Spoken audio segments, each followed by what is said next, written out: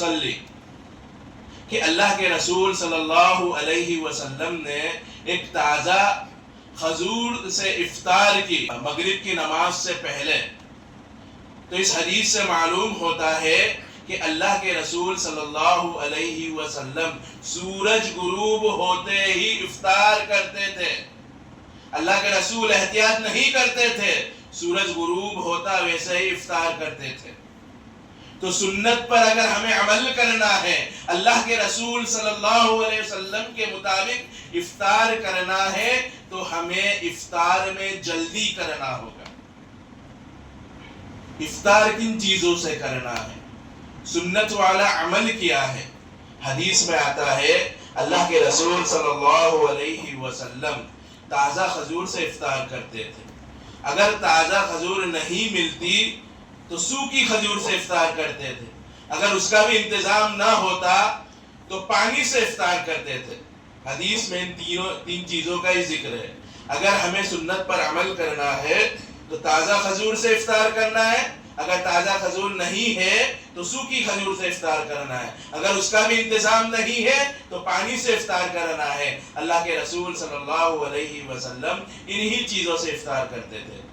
اسی طرح روزے کی حالت میں قرآن کی تلاوت کرنا بھی مستحب عمل ہے. روزے کی حالت میں صدقہ و خیرات کرنا بھی مستحب عمل ہے. اسی طرح اللہ رب العالمین روزے کی حالت میں بندوں کی دعاؤں کو رد نہیں کرتا ہے. حدیث میں آتا ہے 3 آدمی ایسے ہیں جن کی دعا اللہ رب العالمین رد نہیں کرتا ہے، ان کی دعا قبول کرتا ہے. ان میں کا ایک الصائم حین یفطر، کہ روزے دار جو افطار کے وقت اللہ رب العالمین سے دعا کرتا ہے. اگر روزے دار افطار کے ٹائم اللہ رب العالمین سے دعا کرتا ہے تو اللہ رب العالمین اس کی دعاؤں کو قبول کرتا ہے، اس کی دعاؤں کو رد نہیں کرتا ہے. آج ہمارے یہاں معمول ہے، افطار کا وقت ہوتا ہے، کھنچا رکھا جاتا ہے، افطار کے کھولنے کے پکوان ہمارے سامنے آتے ہیں، ہم ایسے ہی تیاری میں اپنے وقت کو برباد کر دیتے ہیں، گفتگو کر کے اپنے وقت کو برباد کر دیتے ہیں، جبکہ وہ وقت اللہ رب العالمین سے فریاد کرنے کا ہوتا ہے. وہ رب اللہ رب العالمین سے اپنے گناہوں کی مغفرت کرانے کا ہوتا ہے. وہ وقت اللہ رب العالمین سے رزق طلب کرنے کا ہوتا ہے. وہ وقت اللہ رب العالمین سے اولاد طلب کرنے کا ہوتا ہے. وہ وقت اللہ رب العالمین سے اپنے گناہوں کی معافی مانگنے کا ہوتا ہے. مگر افسوس ہم اس قیمتی وقت کو فالتو گپ سپ کیل و قال میں گزار دیتے ہیں. ہمارے لیے کیا ضروری ہے؟ اس وقت اللہ رب العالمین سے دعا کرے، اپنے گناہوں کی معافی کرائے، اور اللہ رب العالمین سے رزق سے طلب کرے، اور جو اپنے پریشانی ہے، مصیبت ہے، اور مصیبت سے چھٹکارے کی دعا کرے. اللہ رب العالمین ضرور آپ کو مصیبت سے نجات دے گا، کیونکہ اللہ رب العالمین کا وعدہ ہے. اللہ رب العالمین روزے دار کی دعا افطار کے وقت قبول کرتا ہے. روزوں کے وقت حرام کردہ عمل، اگر انسان روزوں کے وقت فالتو باتیں کرتا ہے، برے اعمال کرتا ہے، لوگوں کی غیبتیں کرتا ہے، لوگوں کی چغلیاں کرتا ہے، اسی طرح جھوٹ بولتا ہے، اسی طرح تجارت میں جھوٹ بول کر لوگوں کو دھوکہ دیتا ہے، روزے کی حالت میں یہ حرام ہے. اسی طرح روزے کی حالت میں جھگڑا کرنا بھی حرام ہے.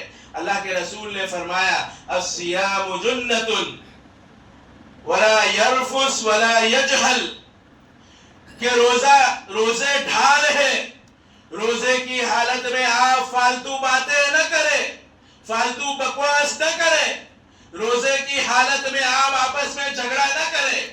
اگر کوئی آپ کو جھگڑے کا چیلنج کر رہا ہے، اگر کوئی آپ کو جھگڑا کرنے پر ابھار رہا ہے، تو آپ کا کیا پیغام ہے؟ فَيَقُلْ إِنِّي صَائِمٌ، تو آپ کہیے میں روزے سے ہوں. بس آپ کو اتنا ہی کہنا ہے، کوئی جواب نہیں دینا ہے. اگر آپ روزے کی حالت میں جھگڑ رہے ہیں، فالتو بکواس کر رہے ہیں، غیبت کر رہے ہیں، لوگوں کی تہمیں پڑھ کر اس کی عیب جوئی کر رہے ہیں، تو میرے بھائیوں، روزے کی جو نورانیت ہے، روزوں کے اجر میں کمی کر دی جاتی ہے یا روزے کا اجر ختم کر دیا جاتا ہے؟ اسی طرح ایک حدیث میں ہے، اللہ کے رسول فرماتے ہیں کہ جو شخص روزے کی حالت میں جھوٹ بولتا ہے اور اس پر عمل کرتا ہے تو اللہ کے رسول فرماتے ہیں فَلَيْسَ لِلَّهِ حَاجَةٌ، اللہ رب العالمین کو ایسے شخص کے روزے کی ضرورت نہیں ہے أَن يَدَعَ طَعَامُهُ وَشَرَابُهُ، کہ وہ اپنے کھانے کو چھوڑ دے، پینے کو چھوڑ دے، جو روزے کی حالت میں جھوٹ بول رہا ہے اور جھوٹ والے اعمال اس پر عمل کر رہا ہے۔ اسی طرح تجارت میں بھی اگر کوئی شخص جھوٹ بولتا ہے، 100 روپے کی چیز جھوٹ بول کر 150 روپے میں بتلا رہا ہے اور بول رہا ہے کہ میں نے اس کو 200 روپے میں بیچی، آپ کو 150 روپے میں دے رہا ہوں، اگر وہ روزے کی حالت میں جھوٹ بول کر کاروبار کر رہا ہے تو یہ حرام ہے میرے بھائیوں۔ ویسے تو حرام ہی ہے، لیکن اللہ رب العالمین روزے کی حالت میں جو بے حساب اجر سے نوازتا ہے، جو انلیمیٹڈ اجر سے نوازتا ہے، انسان اس اجر سے محروم رہ جاتا ہے، اللہ رب العالمین اس اجر میں کمی کر دیتا ہے، یا تو اس میں دوامت بخشنے کی وجہ سے اس کے اجر کو ہی ختم کر دیتا ہے۔ روزے میں جائز عمل مسواک کرنا۔ عامر بن ربیعہ فرماتے ہیں میں نے اللہ کے رسول صلی اللہ علیہ وسلم کو اکثر و بیشتر روزے کی حالت میں مسواک کرتے ہوئے دیکھا ہے۔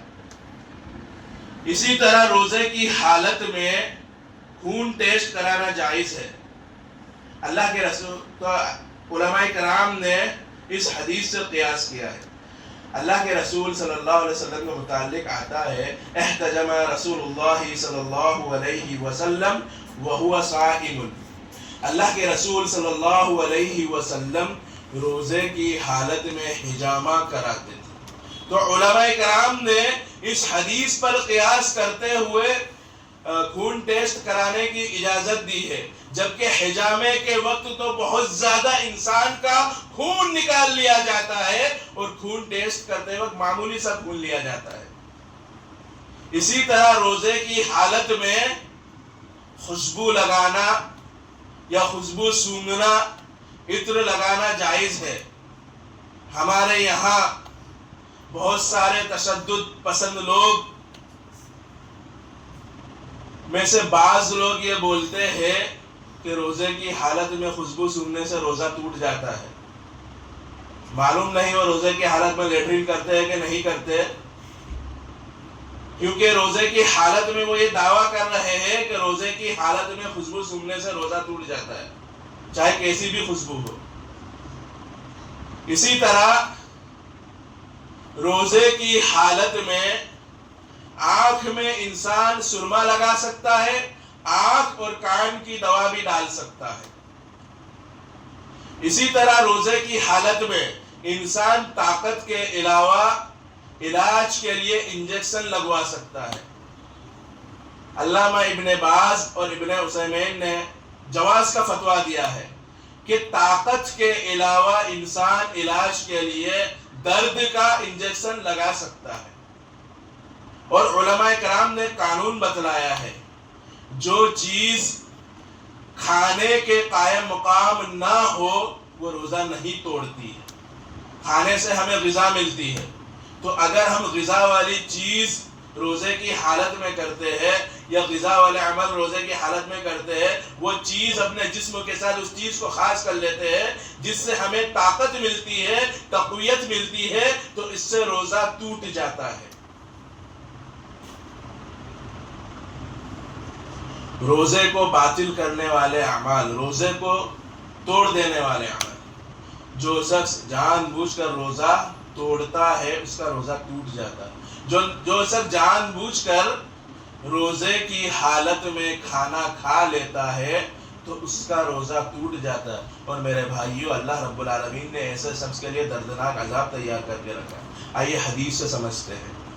جبرائیل امین فرماتے ہیں، اللہ کے رسول صلی اللہ علیہ وسلم فرماتے ہیں، مجھے معراج ہوئی، میں نے ایک شخص کو دیکھا جسے الٹا لٹکا دیا گیا ہے، اس کی بانچیں کاٹ دی گئی ہے. میں نے جبرائیل امین سے پوچھا یہ کون شخص ہے؟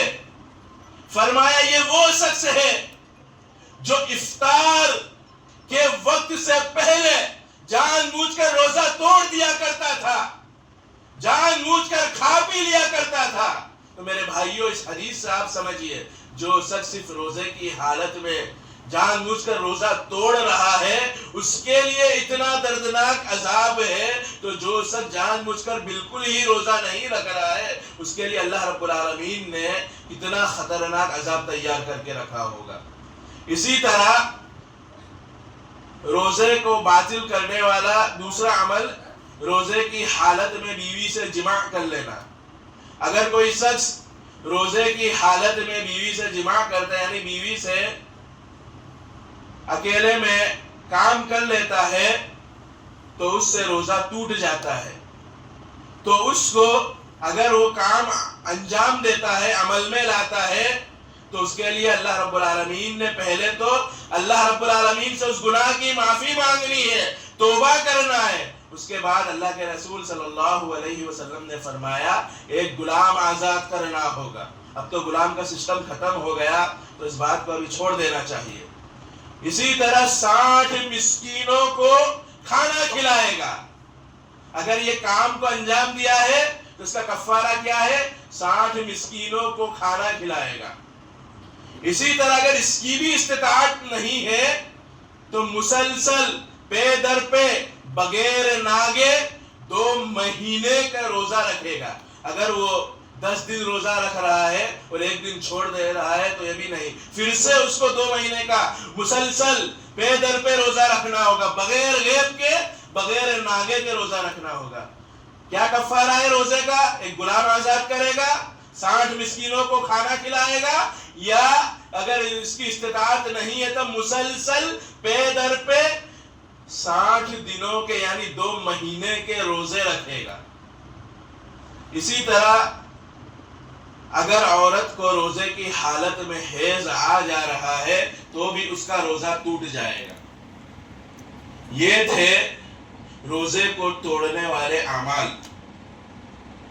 اب بہت سارے اعمال ایسے ہیں کہ اللہ کے رسول صلی اللہ علیہ وسلم نے اجازت دی ہے، جائز قرار دیا ہے کہ وہ اس وقت تو روزہ نہیں رکھے گا لیکن دوسرے وقت روزہ رکھے گا. ایک تو مسافر کو اجازت ہے، اسی طرح بیمار کو اجازت ہے. بیماری 2 طرح کی ہوتی ہے، ایک تو کچھ وقت کی بیماری ہوتی ہے، اگر وہ بیماری سے اس کو شفا مل رہی ہے تو وہ دوسرے دنوں میں اس کی قضا کرے گا. لیکن اگر ایسی بیماری ہے کہ اور ایسا بڑھاپا ہے کہ وہ اس میں روزہ رکھنے کی کبھی طاقت ہی نہیں رکھتا ہے، تو ایسے